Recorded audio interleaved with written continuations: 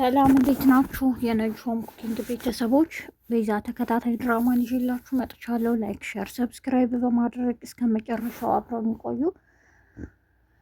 ዛሬ እንግዲህ ሱራፊልና ቤዛ በሰርጋቸው ቀን ነበረ ድንገት ያልጠበቁን ነገር የገጠማቸው።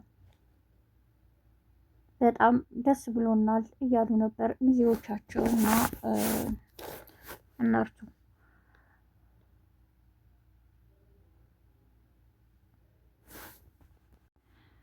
ድንገት የሆነ ሰው ይመጣል። እንዴ ማነህ ይላሉ ሁላቸውም በመደንገጥ። እኔ ፖሊስ ነኝ ይላቸዋል። መታወቂያውንም ያሳያቸዋል። አሁን የመጣሁት ሳሚን ሊወስድ ነው በማለትም ይነግራቸዋል። እነሱ በጣም ይደነግጣሉ። ዛሬ ሰርጋችን ነው፣ ከሰርጋችን በኋላ አይደርስም እኔን ለማናገር ይላል ሳሚ። አይ ሊሆን አይችልም፣ ሂደህ ቃልህን ሰጥተህ ፖሊስ ጣቢያ ትመለሳለህ፣ ለሆኑ ጥያቄዎች ትፈልጋለህ በማለት ነበር ይዞት ሄደው። ወደ ፖሊስ ጣቢያ ከሄደ በኋላም ሳሚ ታስሯል። እቤት በጣም ተጨንቀዋል። ሙሽራይቱም ወይኔ ስልኩ እንኳን አይሰራም ለምንድን ነው ትላለች። እነ ሳሚም ያረጋጓታል። በቃ ወደ ፖሊስ ጣቢያ መሄድ አለብን በማለት ይሄዳሉ። ሳሚን ታስሮ ያገኙታል። በጣም ይደነግጣሉ። ሳሚ ቤዛን ለማረጋጋት ይሞክራል።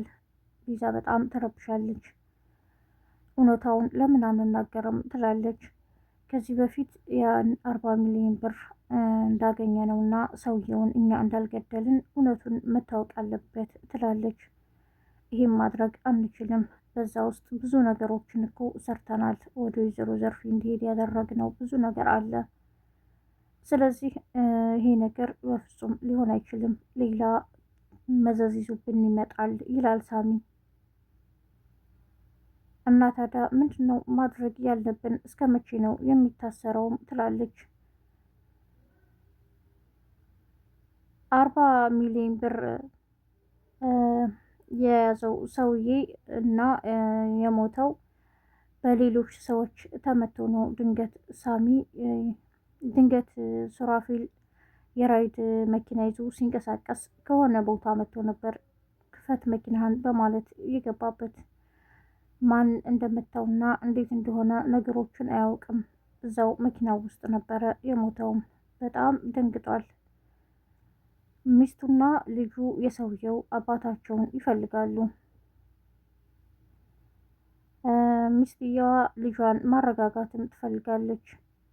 አባቴ የት ገባ? እሺ አባቴ የት ገባ እያልን በጣም ተጨናነቀን። እንደሞተ ሰማን። ንብረታችንን በሙሉ እኮ ይዞ ነው የሄደው ትላለች። እኔ ለራሴ ያው የምሄደው በዊልቸር ነው። ምንድን ነው ማድረግ ያለብን? በቃ እኛ አሁን ምንም የለንም። ይህን ሁሉ ያደረገው አባቴ ነው። እኔ መሞት ነው ያለብኝ ትላታለች ልጇ። እናትየዋም ልጄ እንደዚህ ማድረግማ የለብሽም በፍጹም እያለች ልጇን ታረጋጋለች። እነ ሳሚ አዲስ አጀንዳ መፍጠር ፈልገዋል። ወይዘሮ ዘርፌ ወደ ፖሊስ ጣቢያ በሄደችበት ጊዜ እሷም እንድትታሰር ነበር የተፈረደባት። ለፖሊሱ ጥያቄዎቿን ታቀርባለች። እኔ የማውቀው ጉዳይ የለኝም፣ ስለ 40 ሚሊዮን ብር አላውቅም። ብቻ ይሄ ነገር የሞተው ሰውዬ ቤቲ እንዴት እንደመጣም አላውቅም። ከዚህ ወንጀል ጀርባ ግን የሱራፌል ሚስት ቤዛ አለችበት። እሷ ናት ነገሮቹን የምታግዛቸው። እና ደግሞ ሳሚ የሚባል አለ፣ እሱም እና ሌሎች ልጆች አሉ። ብቻውን ሱራፌል ይሄን ሊያደርግ አልቻለም፣ ደግሞ አይችልም ብላ ለፖሊሱ ቃሏን ትሰጣለች። ሉላ የምትባል እህትም አለቻት። እኔ ቤት የሞተ ሰው እንዲመጣ እና በቃ ብዙ ነገሮች እንዲሰራ ያደረገችው ያገዘቻቸው ሉላ ናት እያለችም ትናገራለች። ሱራፌል አሁንም ለጥያቄ ትፈልጋለህ በማለት ከታሰረበት ወደ ፖሊሱ ክፍል ሄዷል።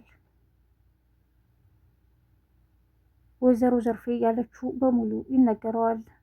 አንድም ነገር አላውቅም በማለት ነበረ ሽምጥጥ ያደረጋቸው። ቤዛና ሳሚ ለመጠየቅ በሄዱበት ጊዜ ወይዘሮ ዘርፌ ያለችውን በሙሉ ተነግሯል። ስለዚህ አንተ በሀሳብህ ጽና፣ ወይዘሮ ዘርፌን አላቃትም ብልሃል? አዎ አታውቃትም፣ አናውቃትም በማለት ይነግረዋል። ይህን ቃልህን እንዳታጥፍ ይለዋል። ሳሚ አሁንም እነ ቤዛን ይመክራቸዋል። ሉላ አሁን ድሮ ማንነታችሁ ትመለሻለሽ፣ አክስትሽ ይህንን የቤዛን ንብረት ሳትወስድ ያላችሁበት ቤት ትሄጃለሽ፣ አክስትሽን ምግብ አጥቀሰሽ ወደ ማረቢያ ቤትም ትጠይቂያታለሽ ይላታል። ሉላ የምትባል ቤዛ የምትባል እህት እንደሌለሽም ትነግሪያቸዋለሽ። ግን እንዳለችኝ አውቃለሁ፣ አላቃትም ታያቸዋለሽ። አክስትሽንም ማረሚያ ቤት ሂደሽ ስትጠይቂ አክስቴዋ ምን ሆነሽ ነው ብለሽ በቃ ምንም እንዳልተፈጠረ ትሆኛለሽ እያለ ሳሚ ይመክራታል። ቤዛና ሉላ አይዞሽ እህቴ ምን ሆነሽ ነው? በቃ ነገሮች ሁሉ ይስተካከላሉ። አንድ ቀን ሀዘን ነው፣ አንድ ቀን ደስታ ነው እያለች እህቷን ታጽናናታለች። አይ በሰርጌ ቀን እንደዚህ መሆኑ በጣም ያሳዝናልም ትላለች ቤዛ። ሉላ የተባለችዋን በሙሉ ተግብራለች። ወደ ድሮ ማንነታቸውና አክስቷ ጋር ይኖሩበት የነበረበት ቤት ትሄዳለች። ለአክስቷም ምግብ አጥቅሳ ትሄዳለች ወደ ማረሚያ ቤት። አክስቷ ስታያት በጣም ትናደዳለች።